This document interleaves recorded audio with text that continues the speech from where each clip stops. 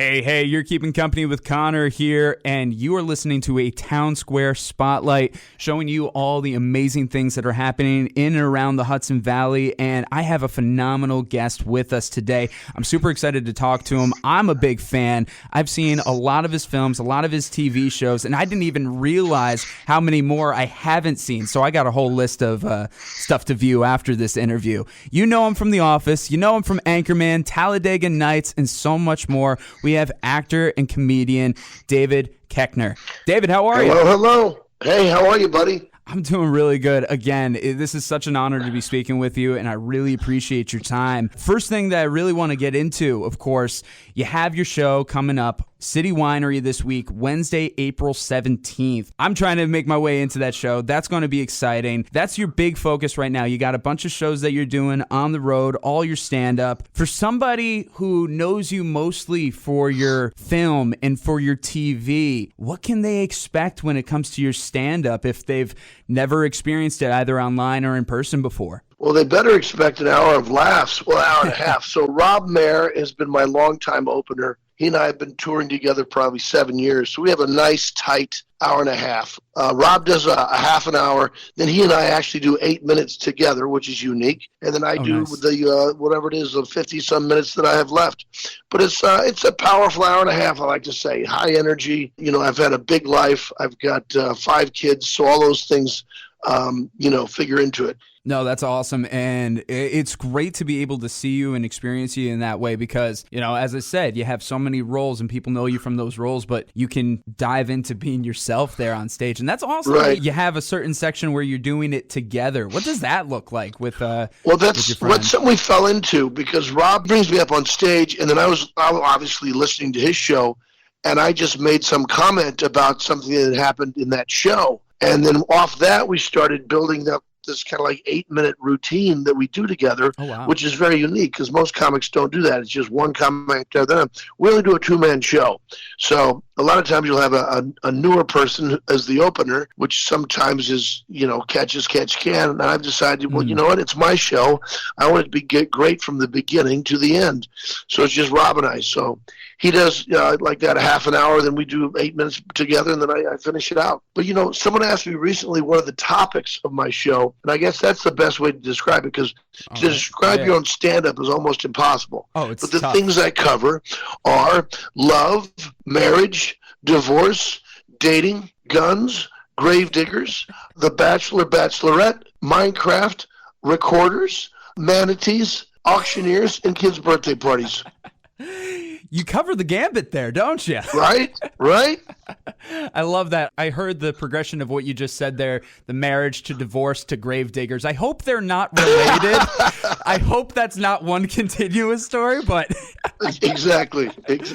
But I love that, and I love that you go through the gambit and everything. And as you mentioned, you have a big family. You got the 5 kids, and I've seen you on Conan several times talking about the family and all that. What's it like now as they've gotten older and you're able to go on the road for, what did you say, like 37 shows across the country right now? Yeah. What's that the irony like? is What's I have that dynamic? To. The thing is I have to do it now because I have 5 kids. Yeah. So if I didn't have 5 kids, I probably would have to be on the road. It's a joy. I love my kids, and we're very tight. People ask me, since you're divorced, like, do your kids talk to you? I'm like, what are you talking about, man? We are tight. So we have a good time. They stay with me half the time. And my two oldest ones live in Los Angeles, and I see them all the time. So it's wonderful. That's awesome. Do they get to come out on the road with you at all or see any of these shows, go on the bus or whatever?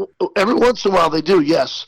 My daughters came with me to Naples, Florida last year, and I got a whole 6-minute chunk of stand-up out of it. Oh, so really? People hear, yes, that's where manatees comes from. Went on a manatee tour, and we didn't see any, so it turned into a whole routine, yeah. Oh, that's so cool. I'm glad that you're able to experience them with your kids and have those experiences. That's awesome, and I'm sure that plays very well into the stand-up, and I'm sure that's something that all your fans and all the people in the audience can relate to and experience. That's great. Oh, yeah. If it's not relatable, it gets cut, right? Absolutely. It has to be something we all dig and understand. I took them all to Charlotte, North Carolina for Thanksgiving because my older daughters boyfriend's family lives there. Oh, nice. And he had been experimenting with stand-up. So I was doing the club there in Charlotte, and I gave him 5 minutes on the show. So that was fun. So my kids all came out to those shows. Yeah, so it's fun. Then last year, Father's Day, I was in Irvine, California, and I was doing a special Father's Day office / Anchorman trivia show. Oh, really? And so, yeah, so they came down for that. We had dinner. That was really nice.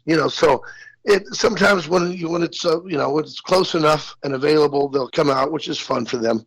To me, I don't mind showing my kids how I work, right? Yeah. And so they get to see, a couple hundred people appreciate their dad. It's not too bad, right? That's cool. So were you seen as the cool dad growing up because you had this awesome career, or was it just dad is like, oh, dad's got another role, or he's trying to make us laugh, or what was that like? I think it's a combination of both those things you just said. Yeah. It's the same. Because at the heart of it, every dad's trying to get their kids to laugh one way or the other, right? Or have fun. And sometimes we overdo it. And sometimes, your kids just want you to get the heck out of the room, right? Yeah, it's to me, like, the kids don't know what we already know, which is you're leaving. Yeah. I want every ounce of time I can have with you. My job is to make sure you're ready to go on. But then, when you go, it's sad. Like next year, the twins graduate high school this year. Oh, wow. So I'll just have only one child at home. And so that's a big transition. And my brothers and sisters have gone through all this. I think all of them, well, except my younger brother, the rest of them have their kids out, and they're having kids. They're grandparents now. That's all a whole new perspective and everything. New perspective on life, exactly. Yeah, absolutely. My parents lucked out with, quote unquote, lucked out. I had to go back home because of the pandemic and everything. And right. They're so excited to have me. I'm sure. Like, don't leave again. What are we going to do without you? But no, it's nice, and I'll admit, like, it was a really good grounding moment for me. And I got to say, I got a great relationship with my folks, and my dad and I are, best buddies and everything. We make each other laugh, nice. And we're always trying to push each other's buttons. Every once in a while, we'll say to each other, it's like, I think this conversation may push that father-son line, but we're enjoying it, so who cares? There you go. It's fluid. Yes. Exactly. So I'm great that you have that with your kids, and I think that's fantastic. So I'm excited for all that for you. And while we're on the topic of kids and talking about all that, I was thinking of saving this for later in the interview, but I want to bring it up now. The Big Slick Celebrity Weekend. That's coming up end of May, early June, May 31st, June 1st. This is such an amazing event. It's benefiting the Children's Mercy Hospital, and it's something that you co-host, you've been a part of, and you do it alongside other phenomenal comedians, Hudson Valley sweetheart Paul Rudd, along with others. Oh, yeah, we love Paul Rudd around here. It's like, oh, my God, did I just spot Paul Rudd in Rhinebeck? Oh, my God.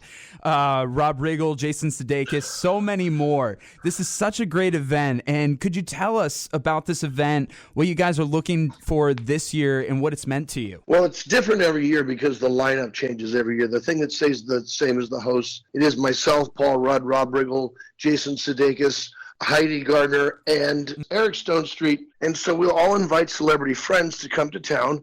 And the events have changed over the years. We've done bowling, we've done poker, we've done all kinds of different things. But now the thrust is we bring all our friends in. We have a small event for donors on a Thursday night, and then Friday night or Friday day, we go to visit the kids at the hospital and their parents. Cool. And then Saturday night is the big event. We put on a huge show at the Verizon Center, and it's growing every year, which is fun. We've had Patrick Mahomes and Travis Kelce come out and be part of the show. It's a lot of fun. Yeah, it's always a nice surprise to see who we'll get every year. But we have a rotating group of celebrities that have come out for years, and it's one of the funnest charities anyone's ever been part of. We do a celebrity softball game on Saturday afternoon, and that's a lot of fun at Royal Stadium. Oh, amazing. So that's one of the highlights as well. And then we're hanging out, getting to know all the donors there, and so it's a lot of fun. The people come out and watch the game.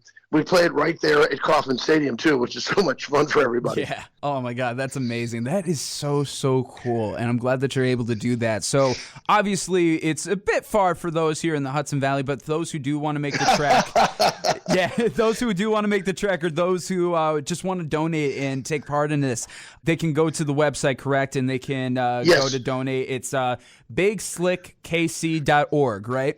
Yes, 100%. You got it right. Yes, thank you. Awesome. So yeah, no, I think that'll be great. And of course, that'll be in the description of this interview, of course, that you can find online. So nope, don't worry. Those links are going to be everywhere. That's not a problem. When visiting the hospitals and visiting the children, obviously somebody from my age demographic, I'm 26. So I've seen a lot of your stuff over the last, 20 plus years. But what do the kids most recognize you for? Well, the kids mostly don't recognize anybody because they're too young. Gotcha. And it's the heartbreaking part of it. But we're really there for the parents. We're there for the families. And we're there to bring awareness and obviously raise money. Our charity is actually for pediatric cancer research. So it's wonderful to go and hopefully lift the burden of the families when we're there, then ensure that what we want is to not have any families be there at all. But, with research and all that stuff and everything, it's incredible the growth that's happened in these past 15 years. I can't believe we've been doing it 15 years. It's crazy.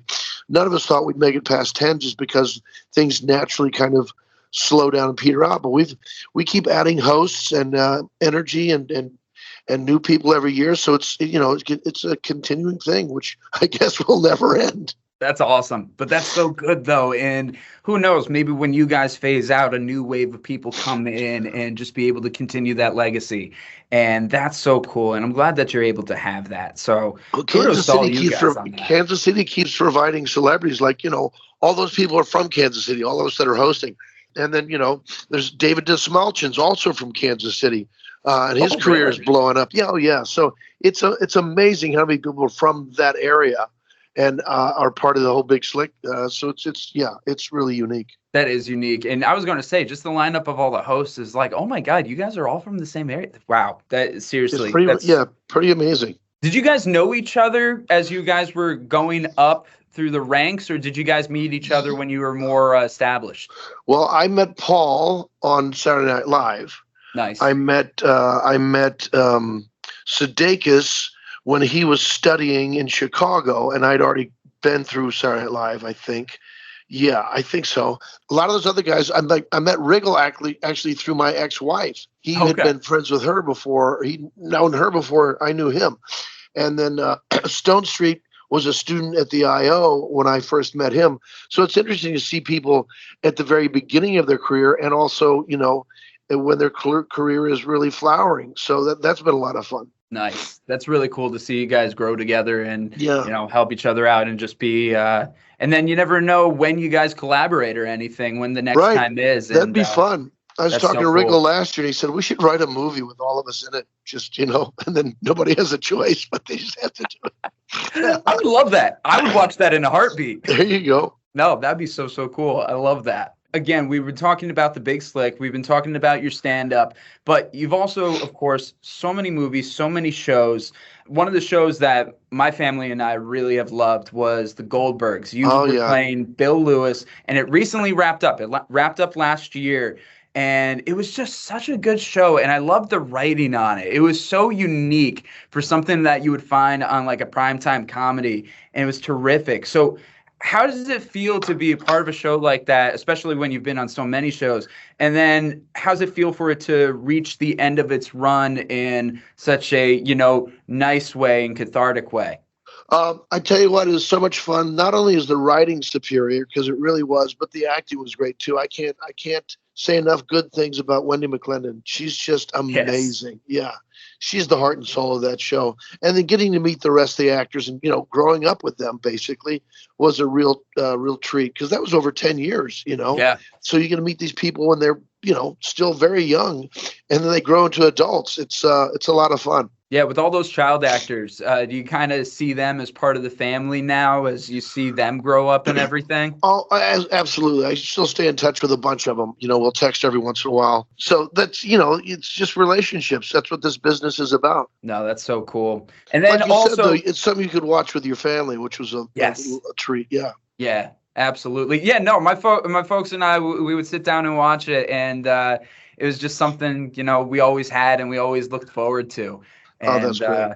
Yeah, no, and then of course, like the '80s references, most of them I knew, but every once in my dad and I are both trivia and history nuts. So he'd be like, "Well, did you know?" And I was like, "Yes, I knew." And we tried to go back and forth and beat each other on this. It's like, but we have fun with it. And then, of course, another show that you're still on, of course, America's Top Dog. You guys have had 3 seasons of that. Maybe I missed something online, but any word on season 4? No, I don't think it's going forward. That was the last. Yeah. As far as I know, if they do, they're not using me, I guess. No, I don't think it's moving ahead. Okay, gotcha. But what was that experience like for you as well, co-hosting with Kurt Menefee? Really awesome, that was the best. Show. To hang out with Kurt Menefee for hours at night, because we had to shoot it at night. Yeah, because that's the best for the lighting. So to hang out all night long with Kurt Menefee was always just a treat. He and I just talked the entire time, and I think they just picked up whatever they could use. Just riffing off each other, right? Yeah.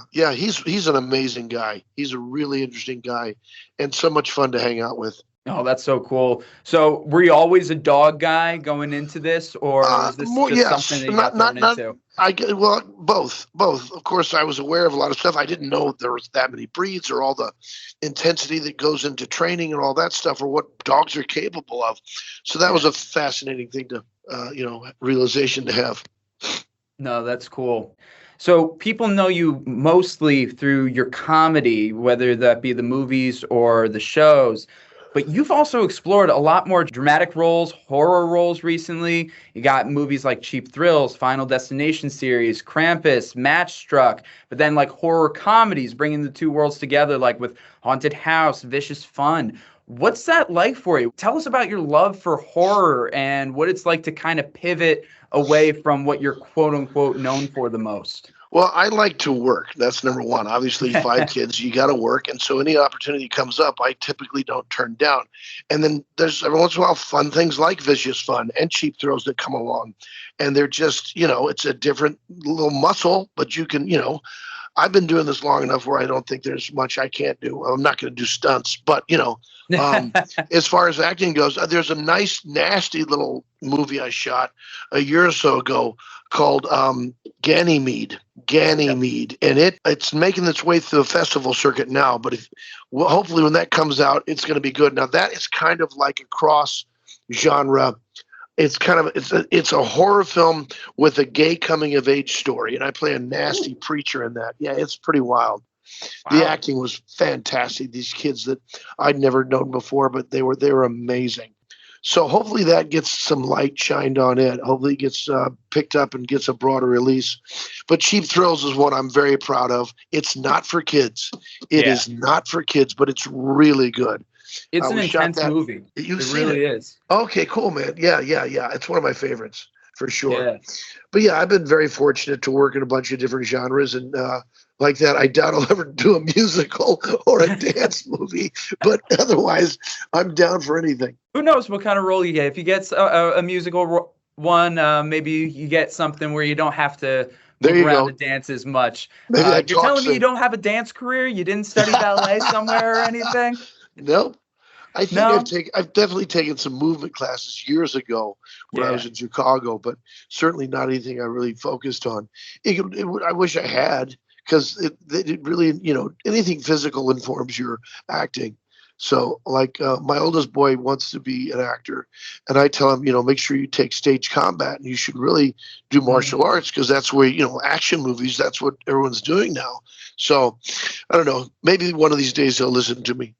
It's actually funny you said that. I got a friend of mine who's breaking into the business. He's been in a couple of short films and a couple of indie films that have gotten some attention, and he grew up doing martial arts. And cool. My God, he is amazing in like everything that this guy does. I've actually been lucky enough to feature him over here as well. but we met on a TV show set together. We were both working on, and oh my God, this guy just blows me away. Shout out to Micah, if you're listening. But yeah, he better be. No, cool guy, great stuff, and everything. Just going off everything that you just said there. So I don't want to hold up too much of your time. This has been fantastic. But the last thing that I just really want to say, though, or really want to ask and touch upon is, with the kind of career that you have, how prolific you are, you say at this point, there's not much that you feel you can't do, and you just like taking the roles, you like to work. What kind of nugget could you offer somebody who's listening right now, those who are trying to follow their dreams of making it, say, in the industry or whatever dream that it is? Do you have any nugget for those people? Yeah, you got to get on stage. Get in class, get on stage. Yeah, you've got to show your work, basically, because that's what the actor's job is. The other advice I give is read the book Outliers by Malcolm Gladwell and listen to On Writing by Stephen King. Get the audiobook. He narrates it. Yeah, it's really cool. That's the only advice I give people. But the other one, just, you've got to get on stage. Just got to be out there. Just got to be present, right? That consistency, and that's what helps. Show your work. Show your work. Show your work. I like that. Very, very good. And of course, you can catch David at City Winery. That's going to be Wednesday, April 17th. You can check that out. You can go to the City Winery website. And of course, we're going to have links and information for it on the Townsquare website. So you'll be able to check that all out. David, thank you so much for a wonderful conversation. And I'm really looking forward to this. I hope I can make my way in there and I can see you do your thing. Well, if you come, make sure you say hello. Absolutely. You got my number. Okay. I got you. Exactly. We'll be ready to go. So again, thank you so much, David. Take care. Bye-bye. Take care.